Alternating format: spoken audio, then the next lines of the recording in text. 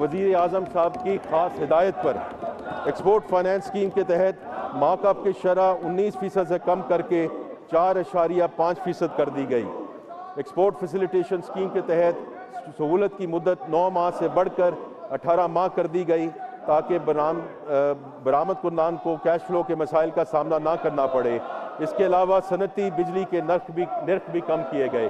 या मैं कहता चलूँ कि अभी 2 या 3 हफ्ते पहले डिस्पाइट द फैक्ट कि हमारी जो पॉलिसी रेट है वो 11.5% पे चला गया, लेकिन वज़ीर आज़म पाकिस्तान और गवर्नर स्टेट बैंक के दरमियान जो बातचीत हुई उसके दरमियान यही डिसाइड किया गया कि एक्सपोर्टर पे जो रेट है वो 4.5% पे ही रखा जाएगा। जनाब स्पीकर, 25-30 नेशनल टैरिफ पॉलिसी पर अमल दरामद के पहले ही साल में हुकूमत ने टैरिफ को माकूल बनाने का काम शुरू किया और 7,500 टैरिफ लाइन्स पर टैरिफ में कमी की, ख़ुसूसन खाम माल और इंटरमीडिएट गुड्स पर, ताकि सनतों को पैदावारी लागत कम हो। टेक्सटाइल और मलबूसात की मशीनरी की ड्यूटी फ्री दरामद की इजाज़त दी गई, जिसके नतीजे में मशीनरी की दरामद में 21% इजाफा हुआ है। मजमूई तौर पर इन इक़दाम के ज़रिए 120 अरब रुपए से ज़ायद का फ़ायदा कारोबारी तबके को मुंतकिल हो चुका है। जनाब स्पीकर, तवानाई किसी भी मईशत की शहराग है। गुज़श्ता 1 साल में खित्ते में बहरान के बावजूद पाकिस्तान ने तवानाई के शोबे में कई महाजों पर अहम कामयाबियाँ हासिल की। गुज़श्ता 2 वर्षों में हुकूमत ने तवानाई के शोबे में ऐसी स्ट्रक्चरल रिफॉर्म शुरू की हैं जो न सिर्फ मौजूदा बहरान से निपटने के लिए बल्कि आने वाले मुमकिन बहरान के लिए भी पाकिस्तान को तैयार करेंगी। हमारा मकसद तवानाई की खुद कफालत, सारिफ के लिए कम कीमतें और एक ऐसा निज़ाम है जो ज़मानतों पर कम से कम इन्हिसार करे। इस सोच के तहत मैं इस मुअज़्ज़ज़ ऐवान के सामने बिजली, तेल और गैस के मैदान में हमारे अहम इक़दामात का जिक्र करना चाहूँगा। जनाब स्पीकर, बिजली का शोबा अपनी तारीख के सबसे गहरी इस्लाहाती दौर से गुजर रहा है।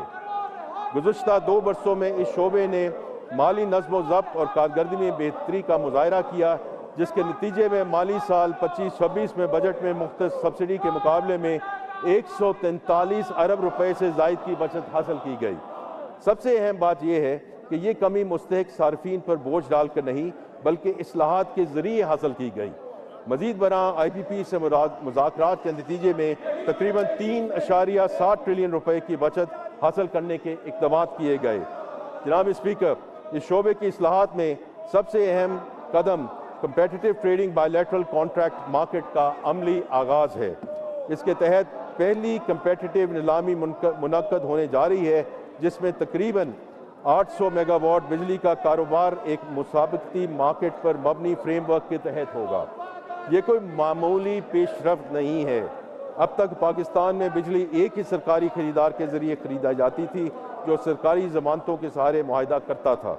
आज हम इस पुराने, महंगे और सरकारी ज़मानतों पर मुनहसर निज़ाम से निकल कर एक मुसाबकती मार्केट की तरफ बढ़ रहे हैं। ये पाकिस्तान की बिजली की मईशत की बुनियादी तश्कील नौ है। जनाब स्पीकर, मौजूदा माली साल में एक मुल्कगीर मश्क के ज़रिए हम तमाम सब्सिडाइज सर्फिंग की शनाख्त, रजिस्ट्रेशन और तस्दीक करेंगे ताकि जनवरी 2027 से पाकिस्तान में डायरेक्ट सब्सिडी मैकेनिज्म का आगाज़ किया जा सके, यानी सब्सिडी वहाँ पहुँचेगी जहाँ उसकी असल ज़रूरत है। ये वही मुनसिफाना मॉडल है जो हमने BISP के ज़रिए अपनाया। जनाब स्पीकर, इस इस्लाहाती एजेंडे का एक और अहम सतून सर्कुलर डेट पर काबू पाना है। मुझे इस ऐवान को बताते हुए इत्मीनान है कि मौजूदा माली साल में बिजली के शोबे में सर्कुलर डेट की नेट ज़ीरो एक्यूमुलेशन हासिल की गई, यानी इस साल इस बोझ में कोई इजाफा नहीं हुआ, जबकि सर्कुलर डेट के स्टॉक में 1225 अरब रुपए की लोन सेटलमेंट पे पेशरफ्त हुई। साथ ही NTDC की स्ट्रक्चरल रिफॉर्म्स भी जारी हैं, जिनके तहत तरसील, सिस्टम ऑपरेशन और मार्केट ऑपरेशन के फंक्शंस को अलग अलग किया जा रहा है। जनाब स्पीकर, LNG के हवाले से एक अहम पेशरफ्त का जिक्र करूँगा। पाकिस्तान ने एक जामे रिसर्च के बाद कतर और इटली के साथ अपनी तवील मुद्दती सेल एंड परचेज एग्रीमेंट से दोबारा बातचीत की और साल 2026 के लिए 35 LNG कार्गोज की कमी पर इतफाक़ किया। इस एक फैसले की बदौलत हमें तकरीबन 1.2 अरब अमरीकी डॉलर ज़र मुबादला की बचत होगी। ये उसी काविश का नतीजा है कि गुज़श्ता 11 महीनों में सार्फिन के गैस के बिल में कोई इजाफा नहीं हुआ। जनाब स्पीकर, ईरान अमेरिका जंग के पेश नज़र हमने मकामी गैस की पैदावार बढ़ाने पर भी तवज्जो मरकूज़ की। मार्च 2026 के बाद हमारी तेल की तलाश की कंपनियों ने कौमी निज़ाम में तकरीबन 100 MCC/FD अजाफी गैस शामिल की, जिसने बिजली की पैदावार में शॉर्टेज को नुमायां तौर पर कम किया। हमने खाद की पैदावार को एक लम्हे के लिए भी रुकने नहीं दिया। मुल्क के 10 खाद कारखानों को गैस की मुसलसल फराहमी यकीनी बनाई गई। इसी तरह LNG पर काम करने वाले प्लांट्स के लिए भी गैस मुख्तस की गई। जनाब स्पीकर, हुकूमत ने तेल और गैस के दरियाफ्त के दरमियान भी अहम कामयाबी हासिल की है। पाकिस्तान ने 20 साल बाद ऑफशोर लाइसेंसी के 24 ब्लॉक्स कौमी और बैनुल-अक़वामी ENP कंपनी को अलॉट किए हैं। ये पाकिस्तान की offshore oil and gas exploration की तारीख का संग मील है।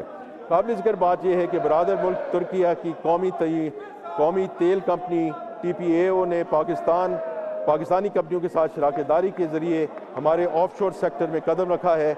माली साल 25-26 के दौरान ENP शोबे में सरमायाकारी $1 अरब से तजावज़ करने की तवक्को है। इस अरसे में 17 नई तेल और गैस की दरियाफ्तें हुई, जिनसे मकामी पैदावारी इस्तेदाद में 108 MMC/FD गैस और तकरीबन 16,000 बैरल यौमिया तेल का इजाफा हुआ, जबकि प्रोडक्शन में इजाफे के जरिए मजीद 229 MMC/FD गैस और 13,000 बैरल तेल कौमी निज़ाम में शामिल हुआ। जनाब स्पीकर, मादनियत के शोबे में हमारा फ्लैगशिप मनसूबा रेकोडेक इस साल फाइनेंसिंग और इम्प्लीमेंटेशन के कई अहम संग मील अबूर कर चुका है। हम इस मनसूबे की बर वक्त तकमील के लिए पुरअज़्म हैं।